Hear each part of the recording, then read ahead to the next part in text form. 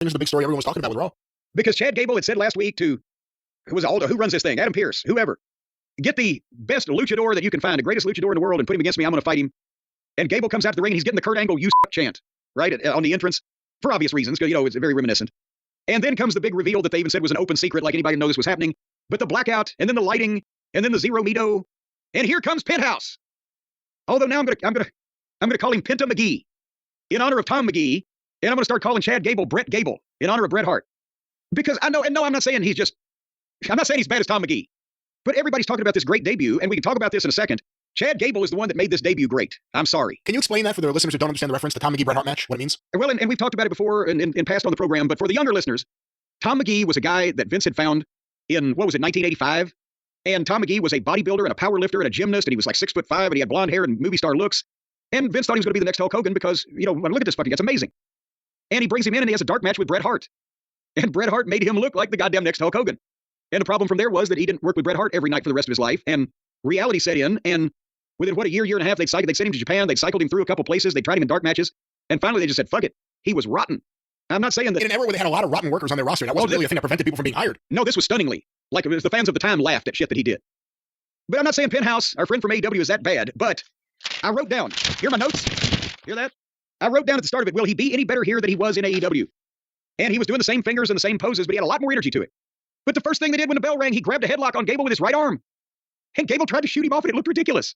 And I'm like, what the... how do you make your debut on WWE Worldwide Television and grab a headlock with the wrong fucking arm?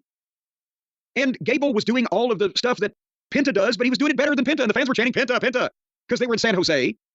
People are primarily in the crowd, obviously, from later on, bilingual or have some grasp of Hispanic culture and the lucha scene or whatever. As I said, I don't know how this would have worked in Kansas City. But looking at this guy just with a fresh eye, he took a shitty turnbuckle. Then he almost fell over on a fucking move. Then he tried to do a spring leg drop off the bottom rope, but he fell in a heap because he's used to cables and those ropes don't have any spring. And then, it just, again, I'm all through this, and my notes are Gable looks great. Gable's heat looks great. Gable's bump on the fucking Canadian Destroyer is classic. At one point, I thought after they did a big dive with Penta doing the big dive, it looked like he hit hard on the floor. They got back in, it started to drag a little bit, and there was a head kick. Was that supposed to connect? I'm not sure it did. But then they did the Canadian Destroyer and got that this is awesome because the people in the WWE don't see Canadian Destroyers. If you give a guy one, he takes a great bump like Gable did and sells it like death. Well, that's just swell. But then Gable got an arm lock on him for a second, and then Penta came out and did that thing where he drops him on his head, 1, 2, 3.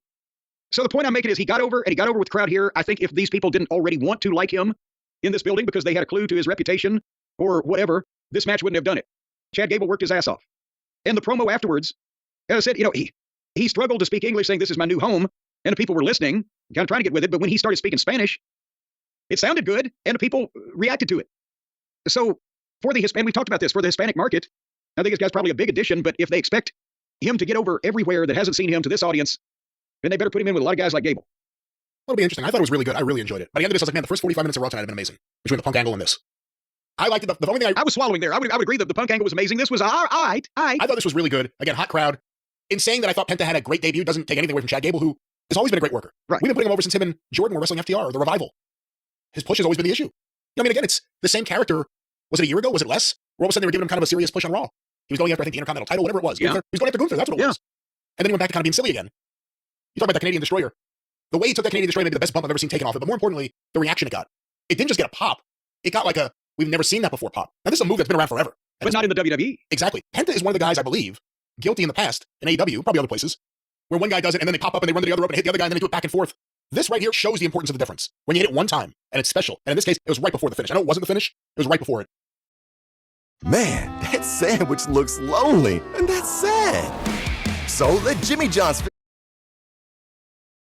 The crowd reaction was a big part of the story. The crying daughter at ringside. Penta did a promo in English. Again, not his first language. Did he ever speak English in AEW? Ever? Ever. They did a better job in one night. And again, Chad Gable's a great worker.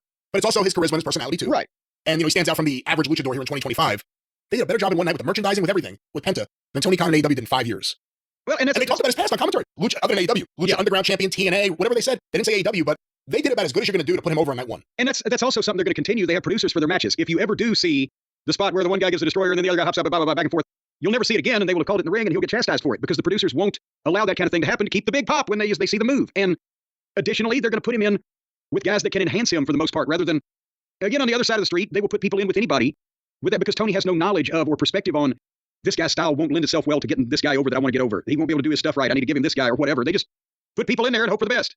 So that he will be produced and he will be much bigger, already is in this company than he was in AEW, because they'll accentuate the strengths and eliminate the weaknesses. What do you think of his selling?